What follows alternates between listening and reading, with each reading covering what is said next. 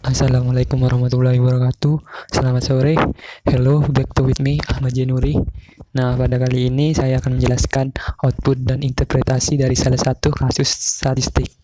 Nah, data yang saya gunakan yaitu startup data yang sudah diakses pada website sg.ai.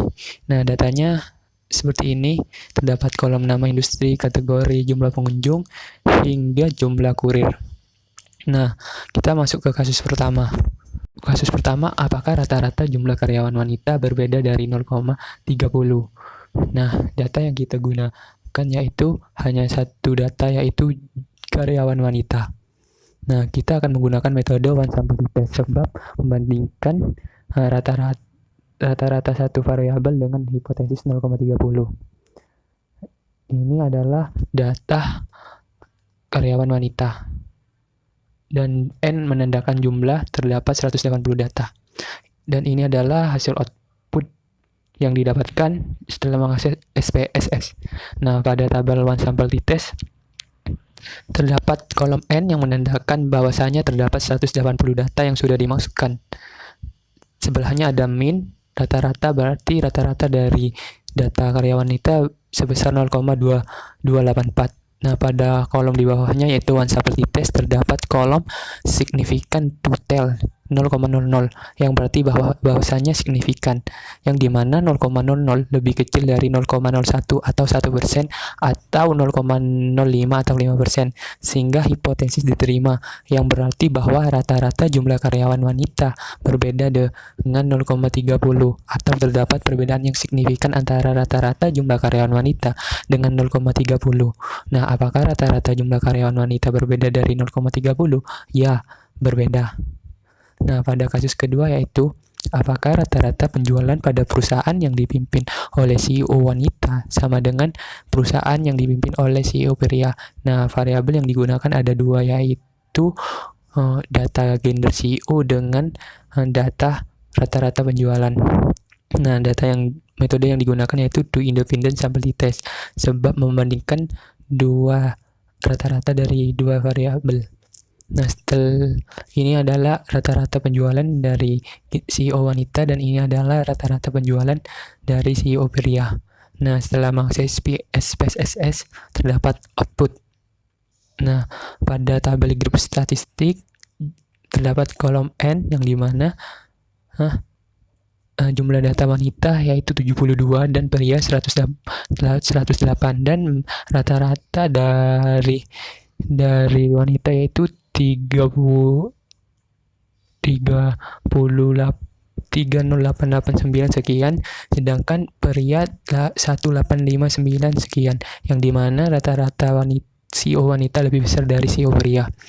Nah, pada kolom independent sample test terdapat kolom signifikan to tell yaitu 0,048 yang berarti signifikan, yang dimana 0,048 lebih kecil dari 0,01 atau 10%, sehingga bisa disimpulkan terdapat perbedaan yang signifikan antara rata-rata penjualan CEO wanita dengan rata-rata penjualan CEO pria. Kasus ketiga, apakah terdapat hubungan antara kategori industri dengan gender dari CEO? Variabel yang digunakan ada dua, yaitu data kategori dan gender CEO. Nah, metode yang digunakan chi-square sebab membandingkan hubungan antara dua variabel.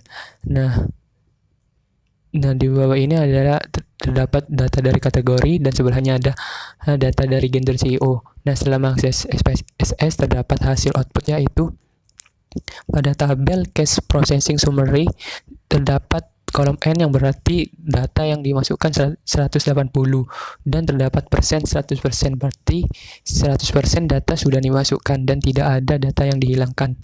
Nah, pada tabel gender CEO kategori cross tabulation menjanjikan persebaran data gender CEO pada kategori industri.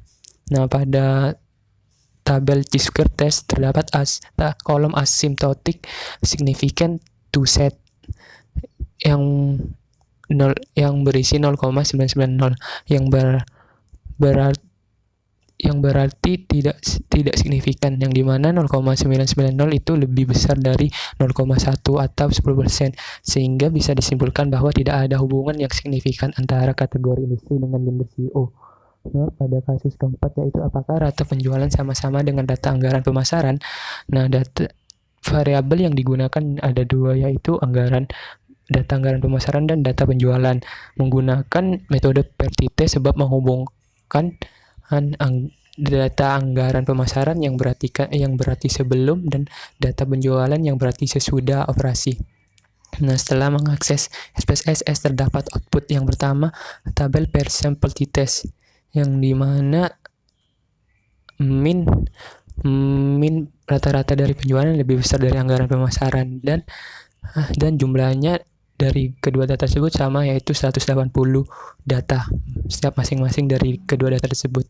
Nah, pada tabel per sampel korelasi terdapat signifikan 0,00, berarti menandakan terdapat hubungan antara korelasi antara anggaran pemasaran dengan penjualan yang ditandai dengan signifikansi 0,00, yang dimana 0,00 lebih kecil dari 0,1 atau 10%. Nah, pada tabel per sampel t-test terdapat kolom signifikan to-tell yang berisi 0,00, berarti terdapat signifikansi yang dimana 0,00 lebih kecil dari 0,1 atau 10%, sehingga bisa disimpulkan terdapat perbedaan yang signifikan antara rata-rata anggaran pemasaran dengan rata-rata penjualan.